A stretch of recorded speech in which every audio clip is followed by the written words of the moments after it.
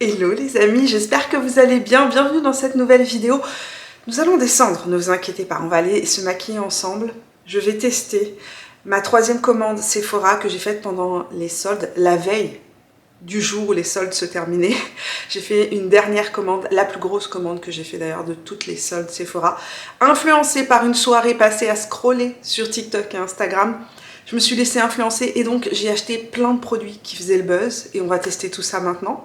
Mais avant ça, aujourd'hui c'est notre première journée de neige et c'est en train de planter le décor pour nos vidéos de décembre. Je vais vous montrer ça, c'est absolument incroyable. Ce matin, tout était vert et là, tout est blanc.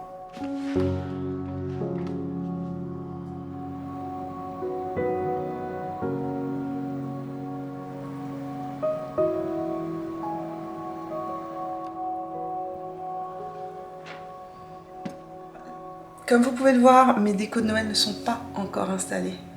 Mais ça s'en vient, puisque je commence cette semaine les tournages pour Mimi's Christmas. Et j'ai tellement hâte de commencer cette nouvelle saison avec vous, je vous jure. Il va y avoir des sacrées surprises. Je n'en dis pas plus.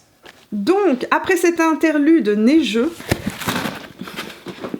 ouvrons, découvrons, testons ces produits que j'ai achetés, grandement influencés, complètement influencés, par 2 heures de scrollage pratiquement sur TikTok et Instagram. Zoomons maestro. Premier produit que j'ai acheté, à cause ou grâce, nous le saurons à la fin de cette vidéo, de TikTok et des Reels sur Instagram, le nouveau fond de teint de chez Hourglass. Concernant la teinte de ce fond de teint, j'y suis allée au pif et nous avons intérêt à prier pour que ça convienne. J'ai pris la teinte numéro 5.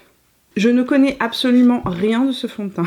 Je l'ai juste vu passer et il y avait plusieurs personnes qui disaient que c'était le meilleur fond de teint de l'année 2022. Alors évidemment, comme c'était les soldes, hein, je l'ai mis dans mon panier et je l'ai acheté directement. Sephora nous dit un fond de teint liquide, léger, qui offre une couvrance modulable et longue tenue, avec un fini doux et naturel. Je pense pas que je pourrais faire de retour en lumière de jour en fin d'après-midi. Aujourd'hui, je vous ferai un petit retour dans la barre d'informations. Inspirée de l'emblématique collection Ambient Lighting, cette formule longue tenue est infusée de sphères floutantes. Je veux flouter. Qui diffuse la lumière et minimise l'apparence des imperfections pour une police uniforme et éclatante. Il nous parle d'une tenue de 16 heures qui résiste au transfert, qui résiste à l'humidité et à la transpiration, qui protège contre la lumière bleue, qui est non acnégène, non comédogène, non testée sur les animaux, vegan. Et voilà, j'ai tout dit. Rien de mieux qu'un test pour voir si vraiment ce produit en vaut la peine. Prions le dieu du make-up pour que la couleur soit correcte. Enfin, la couleur que j'ai choisie, un sous-ton très pêche en fait. Ring light éteinte, fond de teint avec une couvrance, en tout cas qui a l'air d'avoir une couvrance très légère. Je vais l'appliquer de ce côté-là avec le pinceau et on va voir ce qu'il en est. En plus, j'ai plein de boutons. Estompons ça et prions pour le meilleur. J'espère que c'est pas trop pâle, ni trop orange. C'est surprenant. Je suis en train de me regarder dans le miroir, excusez-moi. C'est ultra fin, mais ultra fin. C'est une couvrance légère, mais une couvrance légère qui a vachement bien estompé toutes mes rougeurs. Les pores ne sont pas marqués, c'est un fini en fait satiné, très légèrement lumineux, pas du tout ultra mat. De ce côté-là, nous allons estomper à l'éponge pour voir s'il y a une différence de rendu. Alors, il n'y a pas une différence folle au niveau du rendu, sauf que l'éponge a absorbé beaucoup de produits parce que c'est assez liquide en fait. C'est une couvrance légère, mais sérieusement, c'est une des plus belles couvrances légères que j'ai pu tester depuis jamais. Ça lisse la peau. Oh, j'aime ça. Je sais pas ce que vous en pensez, je sais pas si vous l'avez testé, mais vous me direz dans les commentaires comment est-ce qu'il réagit sur vous. Cette fois-ci, je vais en rajouter avec le pinceau pour voir si on peut construire un peu la couvrance.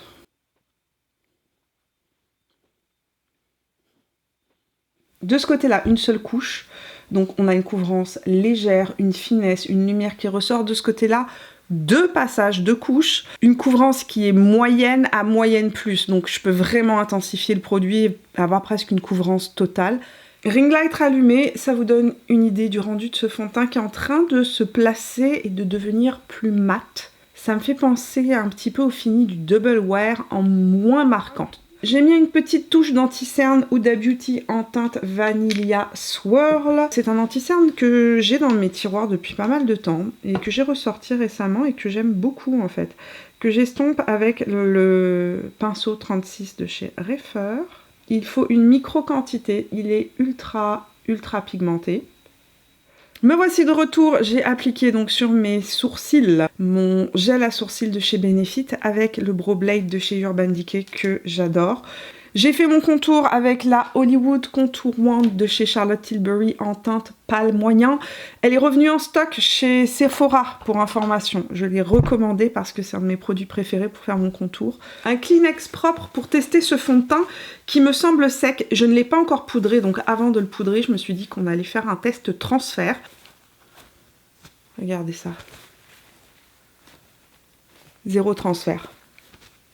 Zéro transfert. Et il est ultra fin sur la peau. Je suis pour l'instant très contente de ce que je suis en train de voir. Nous allons à présent nous concentrer sur les palettes. J'ai complètement faibli ce dernier jour des soldes. Alors que les minutes s'égrenaient ce jour des soldes, je ne sais pas ce qui s'est passé, Mimi a été prise d'une frénésie et j'ai complètement pété un plomb. Et j'ai acheté plein de palettes. Je vous montre ça tout de suite. Commençons par une première palette, une palette d'une marque indépendante, une palette petit prix qui est passée sur mon fil d'Instagram. J'ai envoyé un SMS à Danisha, ma grande copine Danisha, qui a une chaîne YouTube beauté et qui teste plein de produits de marques indépendantes. Je lui dis, Danisha, est-ce que la marque Blend Bunny, est-ce que cette marque-là vaut le détour? Elle m'a dit, go, fonce, ne te retourne pas. La palette faisait 36 $ US. Donc 36 $ US, c'est au total avec les taxes et le shipping, parce que le shipping, même si on est au Canada, m'a coûté 21 $. Au total, ça m'a coûté 57 $. 98. Je n'ai pas eu de frais de douane. Danisha non plus n'a pas eu de frais de douane. Les frais de douane, c'est toujours calculé par rapport au montant total de votre facture. Donc, si vous avez une facture élevée, vous aurez plus de frais de douane. Mais les pays ont des accords et en fait, en dessous d'un certain montant, les produits ne sont pas taxés. Il me semble que pour le Canada, c'est en dessous de 70 $ US. Les produits ne sont pas taxés. Et pour l'Europe, j'en ai aucune idée, mais vous pourrez peut-être faire la recherche sur le site des douanes françaises pour avoir l'information. En tout cas, cette palette, il fallait que je vous la montre aujourd'hui. On va pas l'utiliser aujourd'hui parce que j'en ai une autre que je veux vous montrer. Et comme il y a des soldes Black Friday, je me suis dit, je peux pas passer à côté. Deuxième palette achetée, c'est une palette, c'est la nouvelle palette de chez Natasha Denona. C'est la Retro Glam Palette. Je ne comptais pas l'acheter du tout. Je l'ai achetée dans le but unique de vous faire une revue. Et une revue comparative. Et de voir ce qu'il en était de mes propres yeux. Parce qu'il y a quelque chose qui m'a beaucoup perturbée à la sortie de cette palette-là. Mais on en reparlera dans la revue. Donc voilà le packaging de la Retro Glam Palette. Je ne vais pas la tester aujourd'hui, je vais vous la montrer évidemment en même temps que je vous parle. Mais je reviendrai sur cette palette dans une vidéo dédiée et je vous expliquerai ce qui m'a vraiment posé un problème. Le packaging est très joli. C'est une palette, comme je vous l'ai dit, qui pour moi est une palette de printemps, donc pas une palette que je compte utiliser en hiver. D'ailleurs, la première mini rétro palette était sortie au printemps. Et la rétro palette qu'elle a sortie il y a un an, pour moi, était une palette d'automne. Et j'ai l'impression qu'il y a eu un micmac chez Natasha Denona, c'est-à-dire que peut-être que cette palette-là n'était pas prête pour le printemps l'année dernière. Celle-ci aurait pu être celle de printemps et ils l'ont sortie en hiver. Je comprends pas trop. La palette qu'on va tester aujourd'hui est une palette qui, oh my god, complètement influencée par Instagram et TikTok. J'ai vu des swatchs passer et après j'ai vu des make-up passer avec cette palette-là. C'est la toute dernière grande palette Mothership de chez Pat McGrath qui, comme ça, là aussi, c'est un peu comme la palette Make-up by Mario. Quand je l'ai vue passer sur les réseaux sociaux, j'étais comme... Au début, j'étais pas particulièrement inspirée. Et puis, ces fameux reels sont sortis avec des swatchs de 4 couleurs qui sont à l'intérieur, qui sont des toppers là aussi. J'ai dit que je dois voir ça de mes propres yeux. Donc cette palette s'appelle la Mothership 10 Moonlit Séduction. C'est marrant, hein, les collections qui sont sorties là pour décembre sont vraiment des collections inspirées par des rayons de lune, que ce soit chez Make-up by Mario, que ce soit chez Pat McGrath. Vraiment, on a une inspiration, on a une petite tendance qui s'en vient pour le maquillage d'hiver. Ce que je veux vous dire sur cette palette-là, avant que tout le monde me dise « Ah, Mimi, elle coûte trop cher !» Écoutez-moi. Je ne vous parlerai Pas de cette palette si actuellement il n'y avait pas un énorme rabais en cours. Donc, si vous allez sur le site de Pat McGrath, à l'achat de 50 $, vous avez 30% de réduction. À l'achat de 150 $, vous avez 35% de réduction. Et à l'achat de 250 $, vous avez 40% de réduction. La palette faisant 170 ou 175 $, vous avez déjà un 35% de réduction dessus. Et si vous rajoutez un autre produit, eh ben, vous aurez un 40% de réduction. C'est le moment ou jamais de vous faire plaisir chez Pat McGrath. C'est une fois par an. Il n'y a jamais de rabais sur le site. C'est maintenant, et je vous laisse tout en barre d'infos. Comme toujours, les packaging chez Pat McGrath sont des œuvres d'art. Moment de satisfaction. Une palette avec des tons mauves, des tons froids et des toppers. Non mais ces fards qui sont juste ici. On n'a pas un, on n'a pas deux, on n'a pas 3 fards spéciaux Pat McGrath là-dedans, on en a 5. 5 fards incroyables. Ça là, c'est pas possible, nous devons faire quelque chose avec. Pinceau Refer 228 et la couleur Skin Tense Glow, que je vais appliquer en creux de paupière, ramener en angle externe, puis estomper. La couleur est assez spéciale, en fait c'est un vieux rose avec des sous-tons bordeaux et du marron à l'intérieur. Là je suis en train d'intensifier la couleur. Elle a quelque chose de très vintage. Pinceau propre numéro 16 de chez Refer et j'estompe vers le sourcil. Je reprends exactement la même couleur avec le JH38 de chez Morphe et je ramène ça en angle externe uniquement. J'applique ce petit produit de chez Pat McGrath, c'est le Intensify Eye Wand ou quelque chose comme ça, je vous mettrai le nom exact en barre d'informations, qui permet de venir agripper les fards, entre autres si vous avez des fards pailletés. C'est pas une colle à paillettes en tant que telle, mais j'ai envie de dire ça se rapproche. Pinceau 256 de chez Smith avec la couleur qui est juste ici. L'avantage de cette colle, c'est que j'ai pas de chute.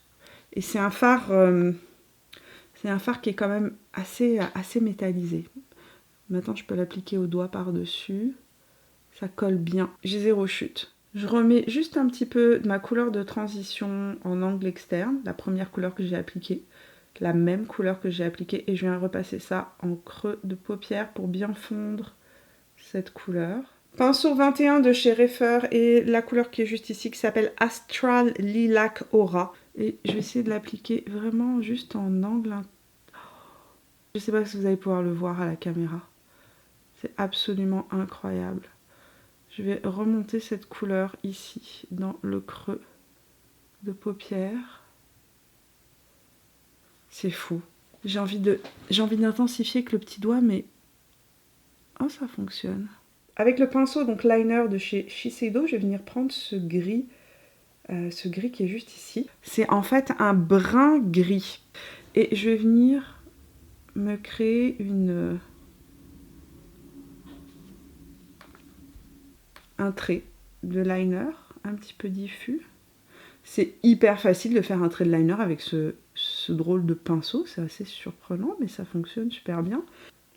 Très surprenant, ça a pris 2 secondes de me faire un petit trait de liner avec. On va faire le ras de cils en angle externe aussi avec. Regardez comment ça fonctionne bien. Je suis surprise parce que j'étais pas rassurée par la forme. Je trouvais la forme un petit peu étrange. Pinceau propre numéro 23 de chez Refer et je vais estomper ce fard.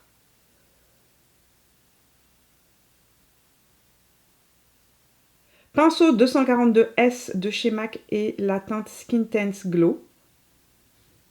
Je ne sais pas si vous allez le voir, mais c'est un métallisé satiné, pas du tout pailleté, pas comme ce que j'ai appliqué sur ma paupière mobile, mais avec des reflets là aussi lilas bleutés. On va finir juste le maquillage avec une petite touche de cet illuminateur dans la palette et je vais l'appliquer en angle interne de mon regard. Maintenant, je vais mettre du crayon, du mascara et je reviens pour qu'on parle de blush. Alors, j'ai mis mon mascara, j'ai mis du crayon, et chose que je fais très souvent, c'est une fois que j'ai appliqué le mascara, je viens rebalancer les couleurs. Je trouvais que par exemple, le dessous de mon regard n'était pas assez smoké, donc je suis venue rajouter du gris en ras de cils inférieur, et aussi peut-être un tout petit peu à l'angle externe de mon regard, quitte à avoir vraiment un make-up qui soit intense, autant jouer à fond l'intensité. Cette palette-là de chez Pat McGrath est une bombe, une réussite. Effectivement, elle est lunaire, cette palette. Elle a énormément de chic. Je trouve que les collections que j'ai testées, entre celle de Makeup by Mario de la semaine dernière et celle de cette semaine, de Pat McGrath, il y a une grâce, il y a une subtilité qui ressort. On n'est pas sur des palettes qui sont des dupes l'une de l'autre, on est sur deux univers différents. Celle de Makeup by Mario est plus légère, plus subtile, plus romantique. Celle-ci a un côté un peu plus intense, elle va être incroyable sur des yeux noisettes. Si vous avez du vert dans vos yeux, ça va être à tomber parce que évidemment il y a ces mauves, ces prunes, ces vieux roses qui font ressortir le côté plus vert des yeux, mais j'ai les yeux bleus et je trouve que franchement le résultat est tout aussi joli. J'ai acheté complètement à cause de TikTok et des Reels sur Instagram 3 blushs. Je sais pas du tout lequel on va utiliser. 2 blushs de chez Valentino. Il y a une couleur en particulier qui a fait beaucoup parler d'elle, qui était la couleur Born in Roma. Mais c'était trop rose à mon goût. Donc je me suis orientée en fonction de ce que j'ai vu sur en fonction de ce que j'ai vu sur Sephora, sur des teintes peut-être un peu moins rose bleutées. En tout cas, je l'espère. On va découvrir ça. Très joli packaging déjà. La couleur, ça c'est la couleur numéro 8. Oh que c'est beau, oh que c'est beau. Pas du tout dans les tons de maquillage de mes yeux, donc celle-ci c'est pas pour aujourd'hui. J'ai aussi pris la teinte numéro 2, Very Rose. Il y a un petit reflet, c'est très pigmenté. Il y a un petit reflet lumineux dans ces blushs, très joli. Je n'avais point vu, mais regardez à l'intérieur ce qu'il se cache. Un petit pinceau. Un micro petit pinceau, trop mignon. Le principe de ce blush est un blush que l'on peut appliquer sur les joues et sur les yeux. Il s'appelle d'ailleurs le Eyes to Chic. Mais sachez que tous les blushs peuvent s'appliquer sur la paupière mobile, tous les blushs peuvent s'appliquer sur les yeux.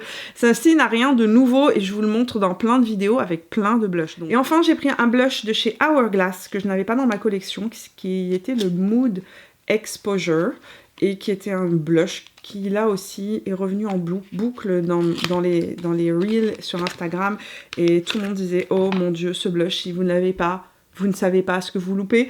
Donc évidemment je me suis dit je dois tester, et quand je suis allée sur le site de Sephora, il existait en version voyage, donc je me suis dit je prends pas de risque, je vais le prendre en version voyage.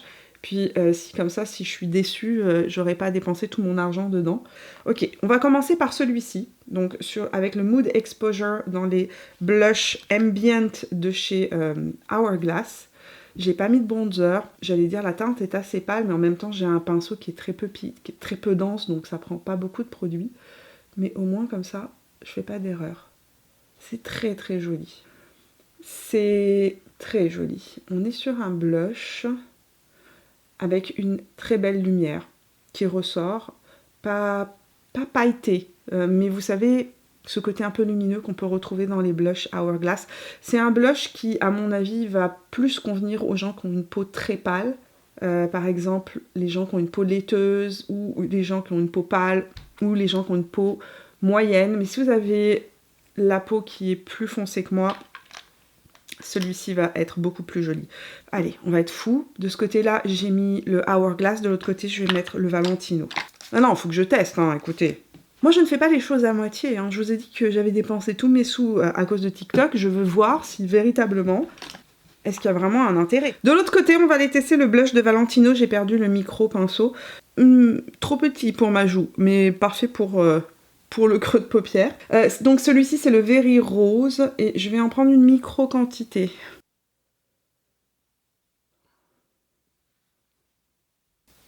Est-ce que c'est moi ou il lisse la peau? J'ai entendu beaucoup parler aussi du bronzer de la marque, mais il était sold out pendant les soldes et il est toujours pas revenu. Ok, alors ça c'est joli. Le petit blush de chez Hourglass, il est joli, il est chic, il est très nude en fait. Là, j'ai quelque chose d'unique. J'ai Je sais pas comment ils ont fait pour avoir cette texture-là. Ça lisse ma peau. Oh, j'aime ça! Je suis trop contente! Et il y a une lumière qui ressort. Ça teinte la peau. Celui-ci fait plus blush traditionnel, alors que celui-là... Oh my god. D'ailleurs, pour les petits coquins qui étaient avec moi sur Instagram, je vous avais mis des sneak peeks en stories. Plusieurs me disaient, Mimi, une fois que tu auras testé ces blushs-là, tu vas vouloir tous les avoir. Sérieux, Valentino, c'est le premier produit que je teste de la marque. Je suis scotchée. C'est beaucoup plus fin. Ça fait vraiment une teinte de peau. Ça va être magnifique. À tout âge. Jeune, moins jeune, plus âgé, 40 et plus. Comme moi, n'est-ce pas? Vous allez adorer. Effet bonne mine, lissant. Non mais maintenant il me faut toutes les couleurs, vous aviez raison. Bon, j'ai 2 joues folles, j'ai 2 joues différentes. Ce côté-là, plus chic, mais beaucoup plus traditionnel. Mais si vous avez envie d'un coup de frais et un coup de jeune... Ah non, mais ce Noël, c'est la découverte des blushs, les amis. Entre mes blushs de chez Charlotte Tilbury qui sont sérieusement rajeunissants. Et alors là, Valentino, je veux tester d'autres choses. Équilibrons ces joues, j'ai envie de dire. Je viens de tomber amoureuse. Je viens de tomber amoureuse de Valentino. Je pensais pas un jour tomber amoureuse de Valentino. On va commander d'autres blushs. Et je veux le bronzer maintenant. Donc vous allez le ramener en stock. Ah oui, le bronzer, je pense que c'est le bronzer le plus cher de la planète. Accrochez-vous à votre siège. Le bronzer fait 270 $. Mais attendez, là vous êtes tous en train de mourir de crise cardiaque derrière l'écran. Attendez, en fait, le truc, l'astuce, c'est d'acheter la recharge. Ça coûte pas 270 $, hein. Mais le bronzer apparemment est dans un packaging hyper fancy et ça coûte une fortune, mais si vous achetez juste la recharge, ça vous coûte le même prix que le blush. Je vais aller prendre ma poudre Ultra HD Setting Powder de chez Makeup Forever en teinte banana et ma super puff de chez LH Cosmetics et poudrer au moins mon nez, les ailes de mon nez. À partir de cette vidéo, c'est décidé, je poudrerai ici, mais pas la partie ridouillée ici, n'est-ce pas? Mon gloss préféré du moment, c'est celui-ci. Je vous en avais parlé à sa sortie, je vous avais dit que je l'adorais et plusieurs me disaient non, il est très gris, etc. Si un gloss est trop froid, trop rose, trop rouge, trop marron, sachez que le crayon que vous mettrez avec va transformer sa couleur. Idem pour les rouges à lèvres d'ailleurs. Si vous avez un rouge à lèvres qui est trop rouge et que vous avez envie de le rendre plus bleuté, il suffit d'aller utiliser un crayon qui a un sous-ton un peu plus bleuté et ça va casser le rouge à lèvres et ça va lui changer tout simplement sa couleur. Donc, gloss froid, mauve, gris, cassez ça avec un crayon avec un sous-ton plus rose ou vieux rose. Donc 2 crayons. Le crayon de chez Makeup Forever en teinte Wherever Walnut peut venir casser la couleur de ce gloss. Ou ma petite découverte récente, c'est le Dusty Rose de chez Anastasia Beverly Hills. Je vais appliquer Dusty Rose de chez Anastasia Beverly Hills aujourd'hui parce qu'il me semble que la première fois que je vous avais montré ce gloss là, je l'avais mis avec Anywhere Caffeine, donc ça vous montrera un autre style. Crayon Dusty Rose appliqué sur toute ma lèvre et ensuite je vais appliquer mon gloss de chez Natasha Denona. 0 lèvres collantes, glisse parfaitement, longue tenue, c'est un gloss qui tient relativement bien. On teste maintenant un produit qui fait le buzz actuellement.